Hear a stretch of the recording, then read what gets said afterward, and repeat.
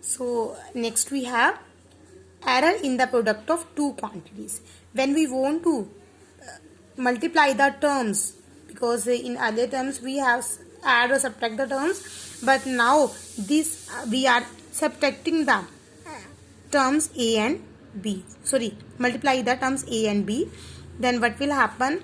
Now in this we use a relative error. We already know about the relative error.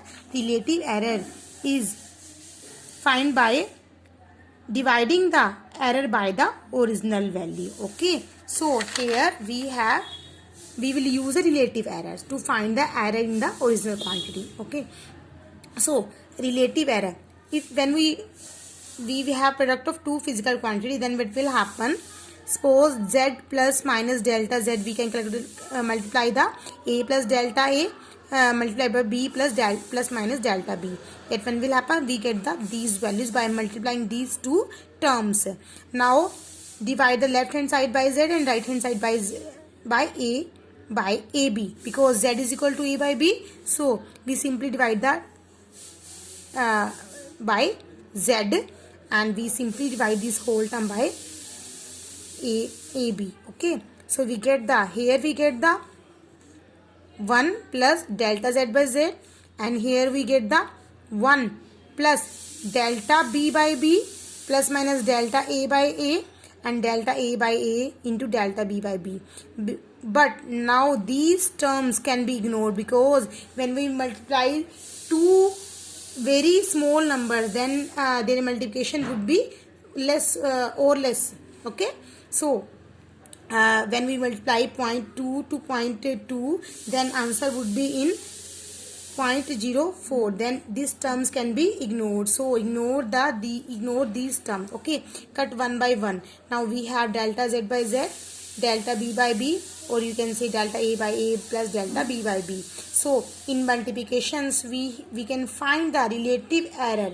We can find the relative error by adding the relative error in a and relative error in b. Next we have, if we divide the two physical quantity same as in product, we have plus in relative errors of a and b quantities, we also have addition of delta a by a plus delta b by b. Means in product terms and in division term, we also have same formula to find the relative error in z. As like in plus or minus, we have same formula. We have in plus or minus we have same formula to find the error in z quantity, but here we don't have relative error. We simply have absolute error.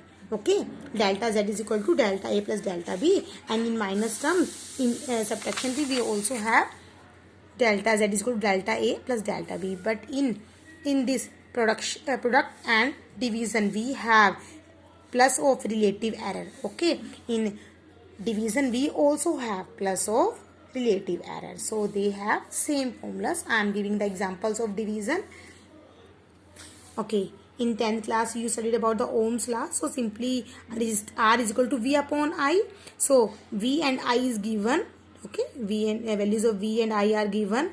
That is 100 plus minus 5 volt and 10 plus minus 0.2 ampere, because volt is a unit of voltage and ampere is a unit of current. So find the R. R is the division of these two values. Simply divide the 100 by 10. We will get the 10. Okay, we will get the 10. But to find the relative error, means delta R by R is equal to delta V by V plus delta I by I. Okay, clear? So firstly ignore the 100. Okay, I will tell the later. Firstly find the relative error. Okay, delta R by R, delta R by R is equal to delta V by V delta I by I. So delta V is the error, 5 by 100. 5 by 100. Okay, clear? And a delta I 0.2 by 10. Okay, 0.2 by 10. Suppose I am writing 5 by 100 and 0.2 by 10. Okay, this is the delta V. So relative error in V and relative error in I. Okay, delta V by V, delta I by I. Okay, but here they ask the percentage error, so multiplied with the 100 plus 100. Okay, so 100 to 100 cut 5% when we use the 100. Okay, if we want to calculate the simple relative error, then we don't use the 100. Okay, multiply, don't need to multiply with 100. But if we want to calculate the percentage error, okay, then multiply this term by 100. So 100 by 100, 5.